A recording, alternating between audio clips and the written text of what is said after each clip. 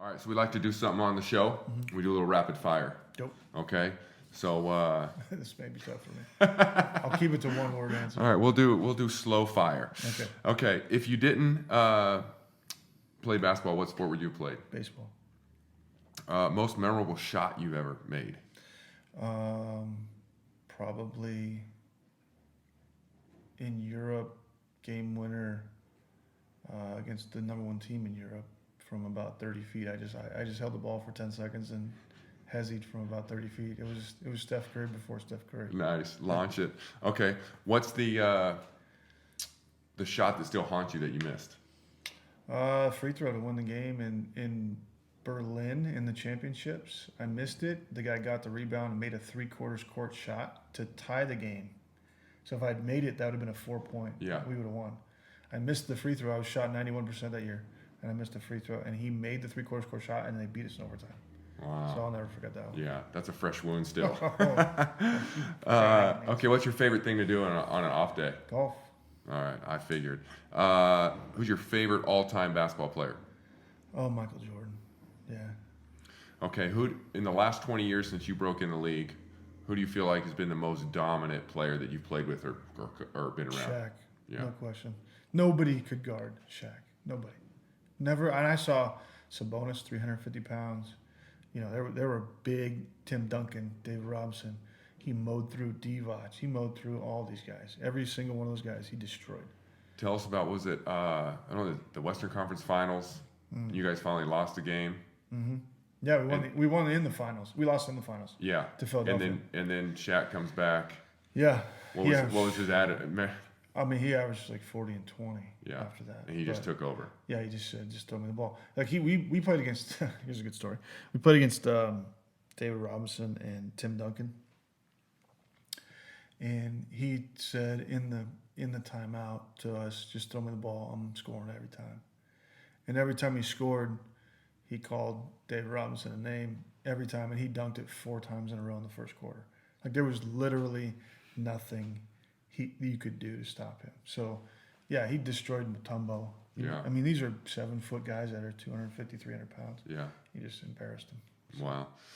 All right, favorite city you lived in while you were playing overseas? Oh, Napoli. Naples. Mm. Love it. I speak, io parlo bene italiano sempre.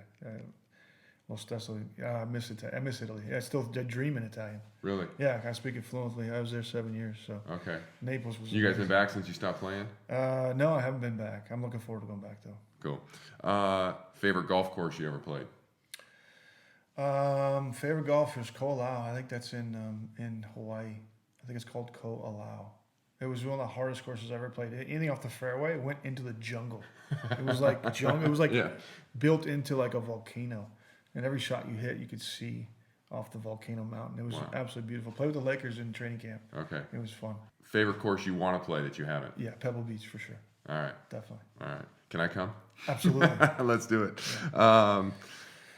So current day, Pelicans. Who's your favorite player to coach?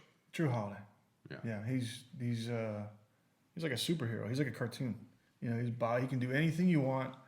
Like his body he can move and jump and like anything I tell him to do, he can do. So I feel like I'm like playing a video game with him. Like, Fun. He's amazing. Amazing person. One player that you really felt like you had a huge impact on helping them like develop their game, their Paul George for sure. About 6 years, 6 summers with him. Nice.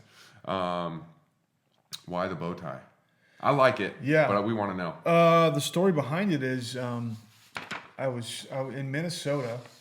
I was getting ready to get dressed, and Flip Saunders says, "Hey, you know, you're kind of the professor of our team. Like guys go to you for questions and you have answers. Why don't you?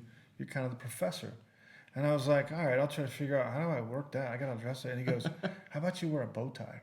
I mean, Flip Saunders was amazing. He was an amazing man. And he goes, "Put a bow tie on." So I wore a bow tie the first day. And he was like, "Yeah, there you go." And his son, Ryan, now new head coach, was like, "Oh, the professor." So he was the one that kind of coined that name, but not the professor as you're in our friend, the professor, but in a different light was because the players would always be like, "Hey, Mike, how do I do this? Or how do I do that?" So I was kind of the how-to guy. And I still am with our team. So that was kind of my role. So that was how it became. Hey, it's the professor. And then we won our first preseason game. Of course, we only won like 14 games that year. It was a horrible year. And I was like, I'm not sure this is working. He's like, you got to wear one every game now. So I ended up having to buy, more bow ties. And then people started sending them to me. So I was starting to so I ended up having like 80 bow ties. Mike Penberthy, the basketball guy. That's right. That's right. Bill Nye. Bill Yeah, Nye. you need your own show.